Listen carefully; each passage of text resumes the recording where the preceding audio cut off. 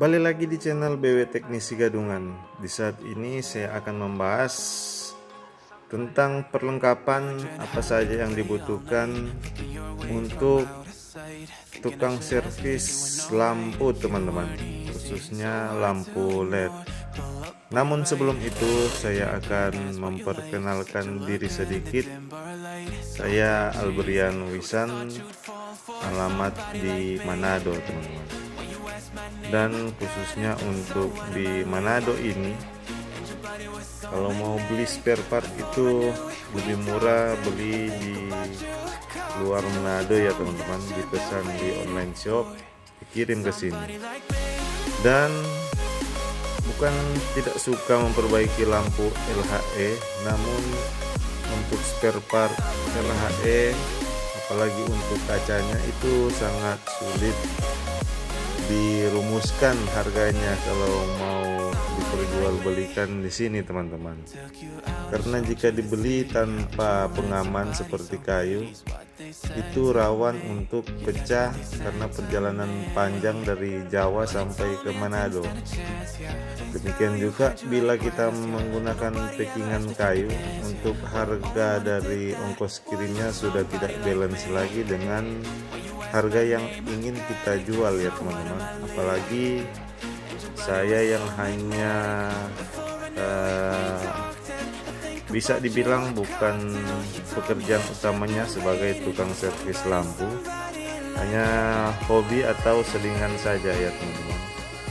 Dari situ saya langsung terfokuskan untuk belajar dan mencoba untuk memperbaiki lampu jenis LED, apalagi untuk akhir-akhir ini 5 tahun terakhir ini lampu LED sudah populer ya teman-teman. Selain efisiensinya yang tinggi, hemat daya juga lebih terang ya teman-teman dibandingkan dengan lampu pijar atau lampu LHE. Dan untuk proses perbaikannya sendiri dari segi komponen itu terbilang masih bisa terjangkau, masih bisa dibilang termasuk murah, apalagi jika kita tahu untuk menyervis atau memperbaiki lampu seperti itu ya, lampu jenis LED. Tapi walaupun mudah teman-teman, jika tidak memiliki perlengkapan yang baik, tentu saja akan terasa sulit. Jujur saja, beberapa teman yang saya tawarkan untuk membeli lampu LED, apabila teman-teman yang sudah sedikit paham mengenai perelektronikan teman-teman, apalagi sudah terhasut dengan konten-konten memperbaiki lampu LED dengan cara jumper, dengan cara yang mudah, biasanya mereka langsung berpemikiran di mana lampu yang diperbaiki oleh tuser itu umumnya hanya di jumper begitu saja. Bisa dikatakan sangat mudah dan cepat, tapi tidak seperti pemikiran tersebut ya teman-teman. Makanya saya membuat konten-konten yang baik untuk jenis perbaikan lampu, agar supaya jika ditanyakan untuk proses perbaikannya tinggal saya arahkan, buka channel ini, begini cara perbaikinya ya. Sedikit pembahasan mengenai tujuan pembuatan konten saya teman-teman, agar supaya ketika ada yang ingin membeli barang-barang dan membuka beranda atau membuka channel saya itu, melihat bahwa ternyata untuk melakukan perbaikan lampu LED tidak sembarangan ya teman-teman. Jadi ini bahan-bahannya. Pertama, kita membutuhkan solder yang baik teman-teman. Meski terlihat solder 15 ribuan, namun untuk dalamannya sudah diganti, sudah menggunakan elemen pemanas Deco dan ujung solder God, ditemani dengan timah solder Paragon teman-teman. dan tidak lupa pembersih solder yang dari busa itu ya teman-teman. Kita masuk pada perangkat dari solder, yaitu ada penjepitnya. Saya sarankan apalagi khusus untuk teman-teman yang hobi ngechip, gunakan penjepit yang seperti ini. Itu tidak terpapar dengan magnet ya teman-teman. Ini tidak bisa terkontaminasi dengan magnet, sehingga ketika melakukan pengecipan chiplet tidak akan menempel di ujung penjepit ya. Kalau untuk penyedot timah ini saya sarankan menggunakan penyedot timah yang baik. Ini penyedot timah yang murah namun sudah menggunakan fer yang keras, makanya harus dititik seperti drat lampu LED agar supaya dia tidak lepas. Kalau hanya menggunakan dratnya saja, ini seharusnya sudah lepas beberapa kali ya, karena fernya terlalu kencang. Kemudian ada obeng bunga, obeng plat untuk membuka baut-baut di dalam lampu LED ya. Dan ini tidak kalah penting teman-teman, gergaji besi patah ini. Ini biasa saya gunakan untuk menyelip bila teman-teman membuka lampu LED jenis Philips. Biasanya bagian PCB LED-nya sangat merekat ke bagian casing pada dinding dari lampu LED-nya, sehingga harus digetok dari belakang, dan kalau pakai obeng plat kadang tidak masuk. Jadi ini sangat bisa menyelip di bagian belakang lalu diketok dari sini, sehingga PCB LED-nya bisa lepas.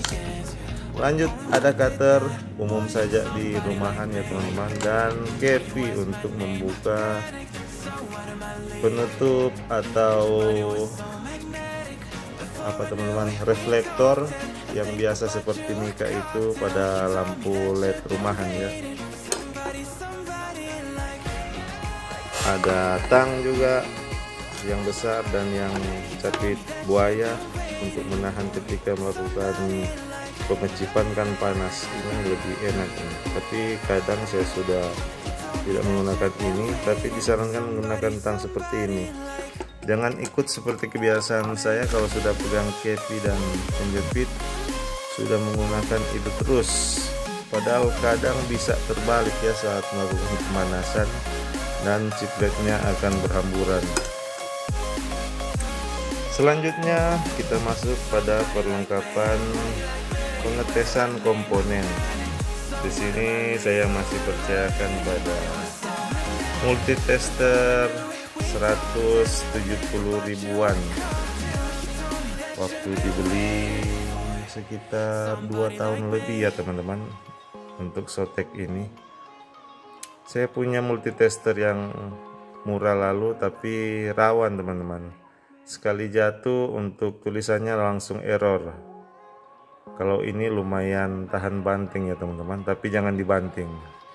Jika teman-teman punya modal lebih, bisa beli wattmeter teman-teman untuk pengecekan watt lampu LED.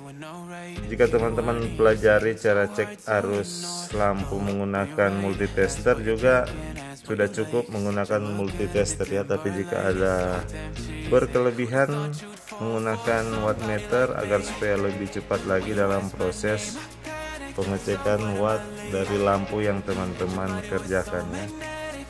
Kemudian alat pelepas drat lampu dan penitik drat yang sudah sekalian dalam satu alat ya teman-teman. Ini juga berfungsi sebagai penjepit ketika kita ingin melakukan pengetesan chiplet pada sebuah lampu ya. Bisa ditahan menggunakan ini.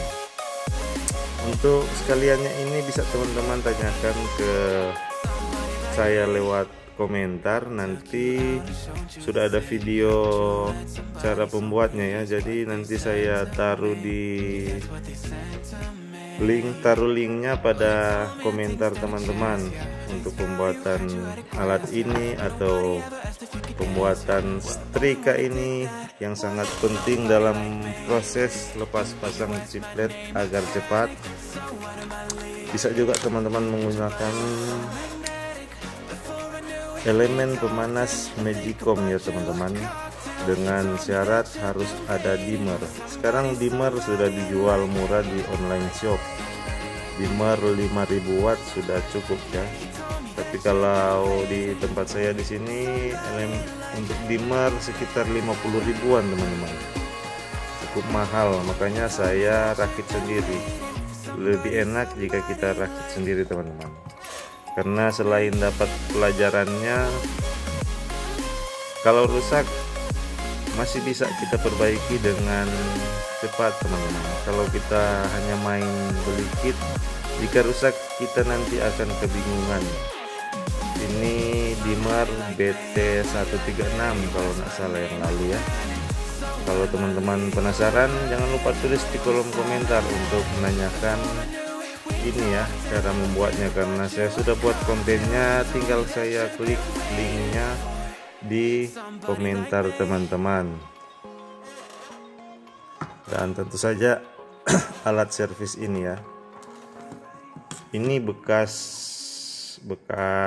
apa yang untuk parabol, receiver parabol jadul, tapi sudah saya isi dengan dimmer AC untuk mengatur panas dari elemen setrika agar supaya merata. Jika teman-teman menggunakan elemen setrika, jangan lupa lepas semua sampai ke komponen-komponen yang ada ya. Jika ada fuse di bagian bawah sini, dilepaskan dan langsung masuk ke kabel. Nanti diatur panasnya melalui dimmer ini. Jangan menggunakan pengatur panas setrika yang magnet teman-teman. Jadi harus menggunakan dimmer agar panasnya merata. Kemudian alat cek LED auto volt sudah ada ini. Saya sudah pernah membuat videonya. Bisa mengetahui LED dari 3 volt dan seterusnya. Juga sebenarnya bisa digunakan untuk pengecekan voltase dari dioda Zener dan kenormalan dari DB3 yang ada di lampu LHE. Kemudian tentu saja anti korslet. Saya menggunakan 2 seri kapasitor teman-teman ya, Elko. Ada juga videonya jika teman-teman ingin mengetahui. Mungkin ada teman-teman yang baru mampir di channel saya belum melihat video tersebut, nanti langsung tanyakan di kolom komentar, akan saya kasih linknya ya, agar supaya dicek di link lebih lengkap lagi teman-teman. Ini juga ada power supply yang bisa saya adjust dari 18 volt bisa turun sampai di 1,5 volt menggunakan penurun tegangan ya teman-teman. Tapi jarang dipakai untuk servis lampu LED, karena yang paling penting untuk servis lampu LED di sini hanya tes anti korslet untuk driver, dimmer untuk pemanas setrika, dan juga alat tes LED auto volt. Itu untuk alat rakitan, dan selanjutnya kita masuk pada rempah-rempahnya teman-teman. Rempah-rempahnya yang dibutuhkan itu tentu saja lem yang dari Tianmu saya pakai. Saya menggunakan lem yang kuning untuk khusus menyalurkan panas dari PCB LED ke heatsink atau ke casing lampu dengan baik. Namun ini kekurangannya tidak bisa menjadi silikon ya. Jadi hanya digunakan pada lampu-lampu yang PCB LED-nya bisa dijepit atau dibaut. Yang ini dapat menjadi silikon dan dapat juga menjadi penyalur panas. Jadi sangat bisa digunakan dalam segala kondisi ya teman-teman. Paling banyak digunakan yang ini. Kemudian di sini teman-teman lihat ada flux 5000-an. Ini sangat penting dalam proses pengecipan, karena selain mempercepat proses pemanasan timah pada PCB LED, juga dapat membuat atau mempermudah kita dalam menatak chip LED. Kalau tidak menggunakan itu sedikit sulit menatak chip LED teman-teman, tidak bisa cepat ya. Dan tentu saja ini rempah-rempah yang selanjutnya ada chip LED. Yang paling umum digunakan jika teman-teman hanya memiliki modal sedikit, beli saja chip LED 9 volt dan 6 volt 1 watt, karena paling banyak digunakan chip LED tersebut. Juga ada beberapa resistor sebagai pengatur arus. Ada rekomendasi dari saya, sudah saya buat teman-teman, rekomendasi resistor pengatur arus. Bisa teman-teman tanyakan di kolom komentar, nanti saya taruh di situ linknya. Dan sebenarnya saya sudah membeli beberapa elko juga sebagai elko pengganti. Sebenarnya di situ untuk elko bisa teman-teman cari di lampu-lampu rusak. Bila sayang untuk dibuang, bisa teman-teman simpan jika elko-nya masih baik. Makanya sangat dibutuhkan multitester seperti ini. Ini hanya contoh saja. Masih banyak multitester yang lebih baik ya teman-teman. Tapi ini sudah bisa melakukan pengukuran kapasitansimeter, sehingga bisa mengetahui kapasitas dari elko atau kapasitor lain apakah masih full atau masih layak dipakai atau sudah rusak teman-teman.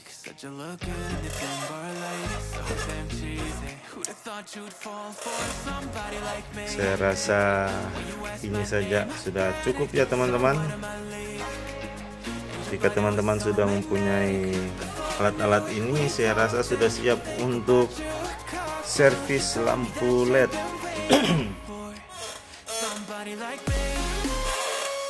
Perlu teman-teman ketahui juga, untuk peralatan-peralatan ini tidak hanya untuk servis lampu LED teman-teman. Jika teman-teman telusuri video-video saya yang lain, sudah saya gunakan untuk membuat amplifier dan lain sebagainya, yang tentu saja dapat membantu kebutuhan hidup teman-teman ya. Ada berbagai macam kebutuhan hidup yang dapat dipakai. Tentu saja menjadi cuan ya teman-teman. Ada yang minta bantuan, perbaiki ini, perbaiki itu. Jika ada alatnya tentu saja akan lebih mudah. Demikian dulu video yang bisa saya bagikan. Semoga dapat menginspirasi dan bermanfaat. Jangan lupa like, komen, dan subscribe untuk mendukung channel saya. Tidak lupa saya mengucapkan terima kasih bagi rekan-rekan yang masih stay di channel saya ini. Salam elektronik dan coba-coba. Terima kasih.